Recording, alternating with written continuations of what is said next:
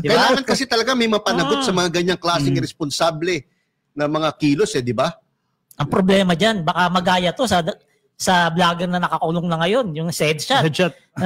Sabi niya, hindi raw siya pinansin ng mga Duterte. Ay, may napanood ako dyan. Kasi parang may mag-shot na siya, di ba? Tapos comment niya ron na hindi raw siya tinulungan ng mga Duterte. Kasalanan mo yan, mahina ka mag-isip. Pero dininay ni Sara, tinanong si Sara sa press con sabi niya, wala raw nakakarating sa kanya na tulong, na request. Alam naman, may access ba sa'yo yung tao na yon? Siyempre sa mga tauhan mo yan. Kahit hindi na siguro sa'yo dumating, supporters mo yun Nakulong yung dahil sa inyo Ipagtanggol mo man lang. Nakulong yung dahil sa inyo Biruin mo. Gusto ko lang banata mo yung presidenteng i-headshot? Sino bang hindi makukulong niyan? Gusto ko lang sabihin, mga kabibim, na hindi na freedom of speech to, no? Hindi na. Because capricious and whimsical na tong ginagawa ni capricious niya na lang kung ano lang maisip niya, no? At isipin niyo, mga kabibim, mga kayayam, kung meron talagang gulo nangyari doon nang dahil sa pag-uudyok nito ni Kiko Barsaga, anong mangyari na lang sa atin, no? Ano magiging mukha natin sa international community? Yung Forbes Park po, alam niyo po ang daming mga bilyonaryo diyan, mga lahat titans of business. Ang dami pong ambassadors na diyan nakatira. Yung diplomatic corps, karamihan diyan. Diplomatic corps, ang dami pong puro diyan nakatira. Eh di ang pangit po ng imahe natin sa buong mundo, no? Nang dahil lang sa ilang tao or sa isang tao na to na nagkataong may kabilugan ng buwan at nakaisip na mag-rally sa Forbes Park. Yun nga ang ang komento ng mga kababayan natin. Nagpapasalamat na lang tayo at kahit papaano napahiya sila.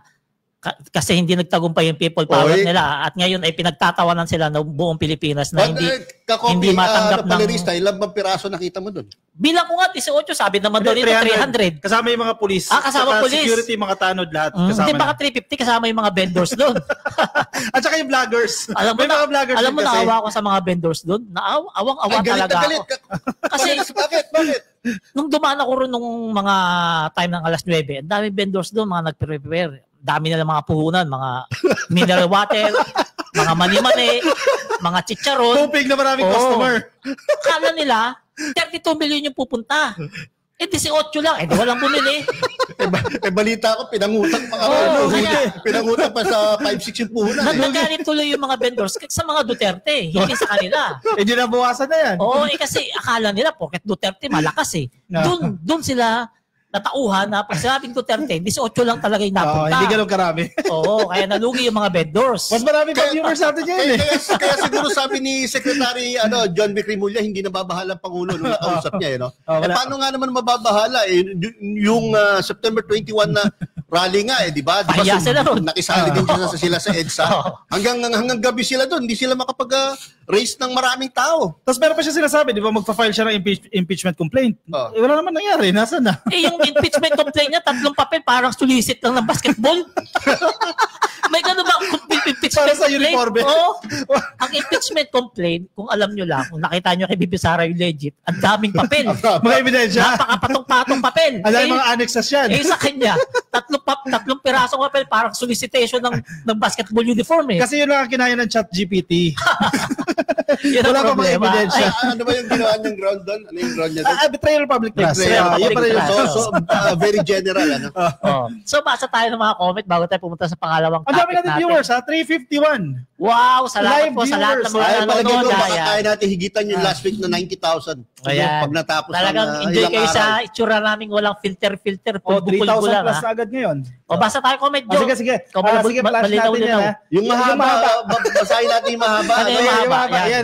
Mula kay Joselito Carillo, mga ka-BBM, siguro baka pwede nyo nang may suggest sa gobyerno, specifically sa NFA, na baka pwedeng every province ay may mailagay na nagbebenta ng 20 pesos per kilo ng bigas, since tumataas na rin po ang rice production ng ating mga magsasaka ngayon, para continuous po ang pagbebenta ng mga ani ng palay at hindi sila mababarat ng mga traders. Tama yan. Ipadala po namin yung comment nyo kay Secretary Joe Laurel. No? Pero yan ang ginagawa ngayon. Actually, mas plano sila. Mas marami. Maria Estrella Pletexki. Yan. Solid Marcos forever pa rin hanggang sa huli. Yan. Ay, thank you, Ito kay politika ngayon. Nag-hi siya sa akin kanina. Hi din po. Hello guys. Anong masasabi nyo sa mga retired generals na binalak mag-aklas o magkudita laban kay PBBM. Tingin ko mas makakabuti tanggalin yung pension nila. They don't deserve po our taxes. Also, partisan politics is strictly prohibited and condemned by our Constitution. Tama po, pwede po yan. Kaya lang po hindi tayo pwede basta-basta magtanggal ng pension without due process. Pero, kasi na-earn na po nila sa servisyo nila. Unti lang naman sila, 4. Saka wala po atang batas sa ngayon na nakikita na pwedeng bawiin sa kanila yung pension. At saka, 4 na lang naman yan. Ang isasuggest ko lang, kung talaga merong basihan na sampahan sila ng kaso, lalo na kriminal, no? Kung meron silang inciting to sedition or kung ano man pwedeng criminal case na isampa sa kanila, gawin na. Yun na lang po, no? Yung pera hindi na masyado importante po yun para sa pamilya nila yun.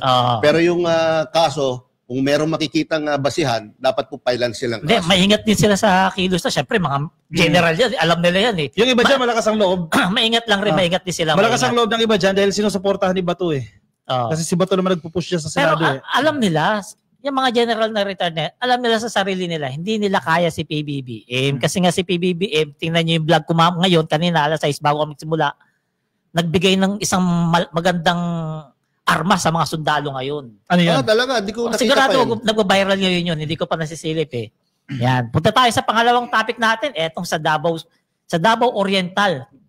Nakakalungkot na naman ito na balita na nangyari dito sa atin katatapos lang ng problema natin sa Masbate. At sa Cebu. Nasundan ng lindol sa Cebu. At ito naman, ilang araw lang. Kailan lang to? Ngayong linggo lang yata to. Like last week, nagkalindol na naman doon sa Davao Oriental. Magkasunod pa. Which is marami na naman ang mga naging biktima. May video tayo. Ito, panoorin nyo para mas mahatid namin ng tamang impormasyon. Ang totally damaged homes. Yan talaga, hindi pwedeng balikan pa yung mga nakatira doon. Yung naging solusyon namin sa Cebu was tent city. Pero meron tayong mas bagong sistema. Pumasok ako doon sa tent, ang init-init kaya nasa labas silang lahat. So we will put 150 units. 150 units po. Where is the location? 50 for each LGUs na nag-request na po. 150 total. We'll start on Friday to install. Then hopefully by Monday, people can start coming in these modular houses. Sa ngayon, sagaan na muna natin itong tent. Basta we'll be here always for providing naman sa lahat ng pangangailangan. Maganda yun Yung sinasabi natin presidente, kasi syempre naaawa din siya, mga tent lang yung tinutulugan ng ating mga kababayan, no? Kasi yan yung primary needs ng ating mga biktima ng lindol dyan, syempre tubig, pagkain at yung shelter. So naaawa ang presidente dyan na nakatira sa tent. So agad-agad nagpapakonstruct ang ating presidente nito mga modular shelter. Mas decente ito para sa ating mga biktima po ng lindol dyan. At ang commitment din ng ating presidente, hindi one time itong tulong na binibigay. Talagang hanggat kailangan ninyo. Sinasabi niya hanggat hindi nababalik sa normal ang isang biktima, hindi titigil ang gobyerno sa pagbibigay ng serbisyo. At saka sa katunayan ito na pala yung mga naibigay ni Pangulong Bongbong Marcos na financial assistance sa mga nasalanta ng lindol. Gusto mo ikaw magbasa? Masira. 158 billion na financial assistance mula sa Office of the President. 50 million mula para sa Davao Oriental Province, 15 million bawat isa, Manay, Banay-Banay at Lupon. Municipalities. Municipality to. Tapos 10 million bawat isa, Mati City, Tarragona, Bangaga, Boston at Katiil. And 5 million bawat isa sa Caraga at San Isidro. At 3 million naman sa Governor Generoso. So yan po yung mga naibigay na cash assistance ni PBB at may karagdagang tulong pala na 150,000 para sa bawat pamilyang nawalan ng bahay. Malaking bagay na yun, panimula, para maayos yung mga bahay. Makapagtayo ka na. Yung 150 na yan, makatayo na yan kahit paano. Malaking bagay yan. Decente na yan. Ang style nila dyan, sementado yung baba, yung bandang taas medyo kahoy-kahoy na. So ito pala, basahin mo, inutusan pala ni PBBM si Secretary Amena Pangandaman. Na pabilisin ang release ng Local Government Support Fund para sa tuloy-tuloy na relief at recovery efforts. No? So talagang mabilis umaaksyon ng ating Pangulo, no? katulong na si Secretary Amena Pangandaman ng DBM, no, para lahat ng pangangailangan sa budget ng ating mga kababayan diyan sa Davao Oriental ay maibigay ng mabilisan. Mga ka-BBM, ano pala, no? Yung naging earthquake pala sa Davao Oriental, kakaiba. Dahil dalawang magkasunod pala na earthquake yan. Ba yun? Isang 7.4, isang 6.9. Parehong malakas. Grabe, no?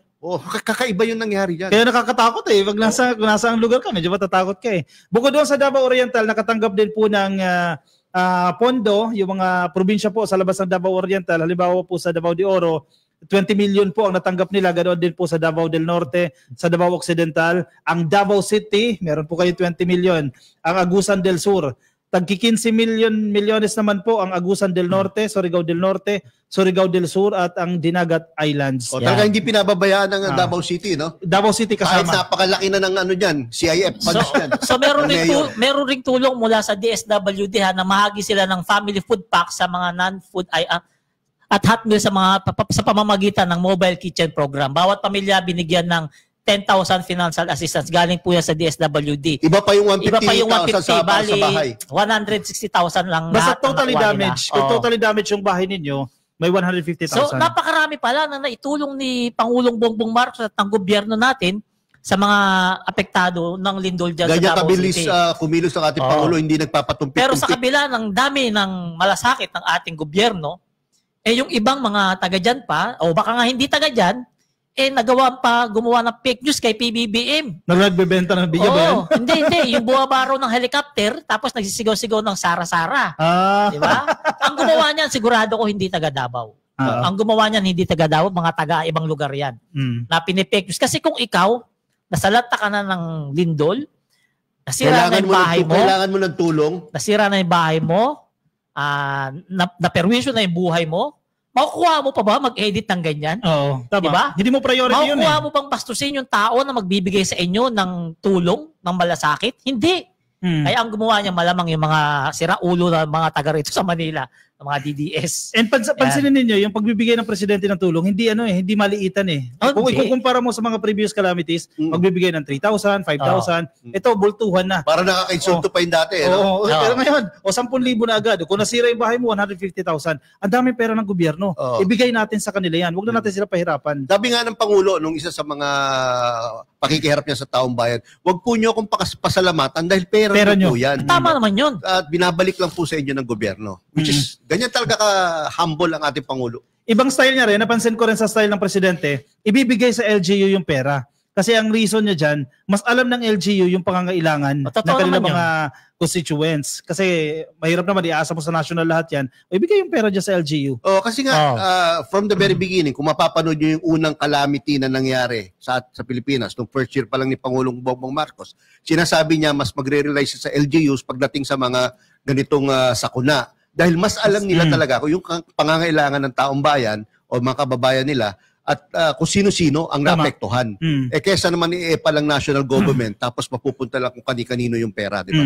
So, yan po yung nangyari sa Davao. I-shoutout ko lang yung DSWD. Okay, sige. Napakasipag ng DSWD. Ang galing po ng ginagawa ninyo. Ang DPWH Secretary Vince, kahit na maraming ginagawa sa mga investigasyon, hindi pa rin po napapabayaan yung pagtatayo nito mga modular shelters para po sa mga biktima. Actually, yung frontline agencies ng Pangulo, DSWD, DPWH ni Secretary Vince Dizon, DILG, DBM, DOTR, Department of Energy. Department of Energy. Yung 6 na yan, talagang ang bilis kumilos Paspas agad Hindi na sila kailangan utusan pa ni PBB. Matik, lalo si Vince Dizon sigurado. 'Di ba?